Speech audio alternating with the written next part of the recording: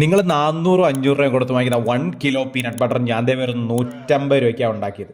എങ്ങനെയാന്ന് ഞാൻ കാണിച്ചു തരാം. ഇതിപ്പോൾ 1 കിലോഗ്രാം പീനട്ടാണ് ഉള്ളത്. എനിക്ക് വെറും 140 രൂപയ്ക്കാണ് കേട്ടോ ഇത് കിട്ടിയത്. ആദ്യം തന്നെ ഒരു ചട്ടി എടുത്ത് നമുക്ക് പീനട്സ് എല്ലാം റോസ്റ്റ് ചെയ്യണം. അപ്പോഴേക്കും പീനട്സ് എല്ലാം വിട്ട് നല്ലപോലെ ഇളക്കണം കേട്ടോ, ഇല്ലേ കരിഞ്ഞു പോകാൻ നല്ല ചാൻസ് ഉണ്ട്.